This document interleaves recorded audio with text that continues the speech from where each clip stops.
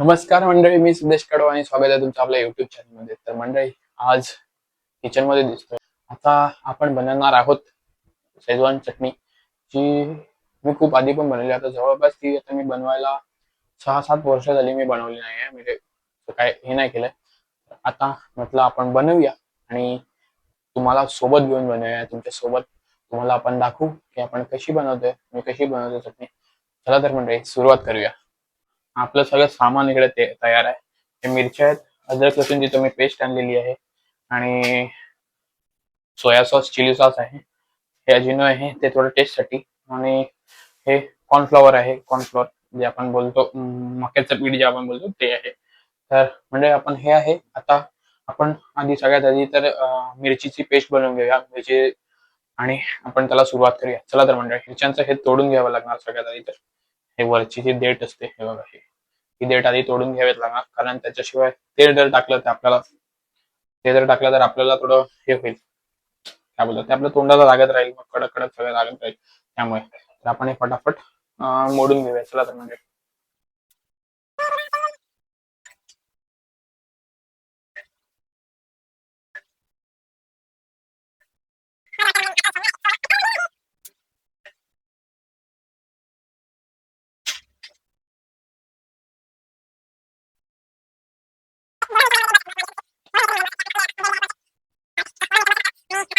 आता आपण तोडून झालेल्या आहेत, आणि एवढ्या मिरच्या माझ्यामध्ये तरी मला वाटतं बस आहेत, कारण की जास्त लोक तर नाही, 3-4 जण आहेत आहोत.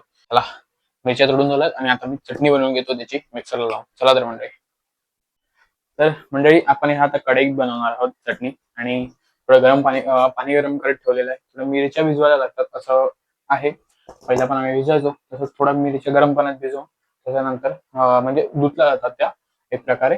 धुतल्यानंतर आपण त्याला पेस्ट बनवू त्याची. चला तर मंडळी, त्या कढई आपण गॅसवर ठेवूया. हे बघा, हे आपण आता थोडं गरम पाण्यात हे एवढ्या मिरच्या टाकून ठेवलेल्या आहेत. पाणी जरा जास्त गरम झालं म्हणून थोडं थंड पाणी टाकलेलं आहे. तर म्हणजे जसं तुम्हाला दाखवलं, आपण पाणी जरा जास्त गरम झालं त्यामुळे आपण थोडं थंड पाणी टाकलं, म्हणून एवढं पाणी झालं. आणि जरा भूक लागली आहे, तर आपण मॅगी पण आणली आहे. तर मॅगी आपण जरा बनवू, आणि हे पण आपण चालू ठेवूया. बनवता पण आता खाऊ, भूक जरा जास्तच लागली आहे त्यामुळे. चला तर म्हणजे, आपण इकडे एक मॅगी पण बनवून ठेवली आहे, आणि कढई पण इकडे बाजूला ठेवली आहे. मॅगी इकडे शिजते, आणि कढई पण आपण बाजूला ठेवली आहे. त्याच्या आधी आपण मिरच्या पिसून घेणार आहोत, जी आपण गरम पाण्यात ठेवलेल्या आहेत. आपण काढून घेतलेल्या आहेत एका प्लेटमध्ये, आणि आता आपण त्याला पिसून घेणार आहोत. चला तर मंडळी. तर मंडळी आपल्या आता मिरचीची पेस्ट पण बनवून झालेली आहे, मिरची पिसून पण झालेली आहे, मॅगी पण तयार आहे. आता ती पण खाऊया हे पिसल्यामुळे. पण एक कळालं, थोडं पाण्यात घेतल्यावर, म्हणजे मी विसरलो होतो की आपण पाण्यात घातल्यावर मिरची थोडस त्याचा तिखटपणा थोडा कमी होतो गरम पाण्यात घातल्यावर. तर ते कळालं, त्याच्यामुळे थोडं एवढा खोकला लागत नाही, नाहीतर भाई साप पड लागली असते तर माझी. तर त्यामुळे चला तर आपण फटाफट बनवायला घेऊया. तर मंडळी, आपली आता मॅगी पण तयार झालेली आहे, आणि आता आपण खात खात जरा सुरुवात करूया आपण चटणी बनवायला. तर मंडळी, आपण आता पटकन गॅस चालू करूया, आणि चार 4 चमचे तेल टाकायचं. मला माहिती आहे तुम्हाला माझी पाठ दिसली असेल, पण आपण 4 चमचे पटकन तेल टाकून घेऊया, आणि थोडंसं गरम करून घेऊया.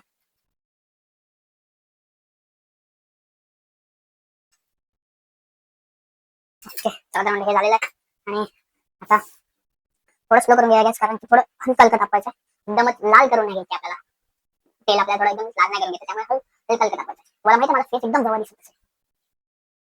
आपण आता हे लसूण पेस्ट, आणि सॉरी, हे मिरची पेस्ट, मिरची आपण जे पेस्ट घेतली होती, आणि कांदा लसूणची पेस्ट आपण थोडीशी टाकून घेऊया त्यामध्ये. आता चला तर म्हणजे, आता ही मिरची पेस्ट आणि कांदा लसूण पेस्ट आपण जरा टाकून घेऊया त्यामध्ये. स्लो आहे तोपर्यंत गॅस. चला तर म्हणजे, मला माहित आहे थोडंसं याच्यावर टाकलं ना म्हणजे, आपण मिरची पण जास्त नाही टाकली पाहिजे, थोडीशी आता नाही टाकूया. आपल्याला जर लागलीच तर आपण बनवू पुढे, जर टाकू अजून जर लागलीच. आपण आता चिली सॉस टाकून घेऊया जरा.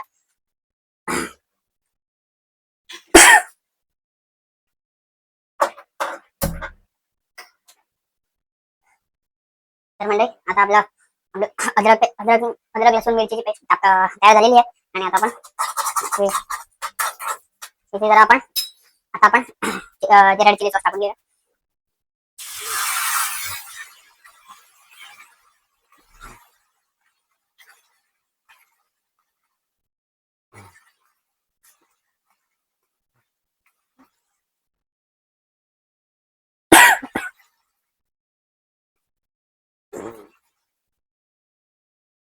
तर मंडळी फायनली आपली चटणी बनवून झालेली आहे. मध्येच स्टोरेज फुल झाला, त्यामुळे ते बाकीचं दाखवायचं राहून गेलं, कारण की ते सगळं गरम होत होतं, तापलेलं होतं त्यामुळे. तर आता तुम्हाला मी चटणी दाखवतो, एक मिनिट मंडळी. तर हे बघा मंडळी, आपली चटणी अशी तयार झालेली आहे. तर मंडळी आपली चटणी पण बेस्ट झालेली आणि मम्मी पप्पांचा पण रिव्ह्यू चांगलाच होता. पप्पांना थोडं कळतं त्याच्यातलं, तर त्याच्यामुळे पप्पांचा पण रिव्ह्यू चांगलाच होता, काही प्रॉब्लेम नाही. पण फक्त एवढंच झालं की मी ते रिॲक्शन शूट करायचा विसरून गेलो. पण आता नेक्स्ट टाईम आपण जेव्हा काही पण बनवू तेव्हा मी नक्की रिॲक्शन शूट करेन आणि तुम्हाला पण दाखवेन. चला तर मंडळी, लवकरच भेटूया पुढच्या व्हिडिओमध्ये. बाय.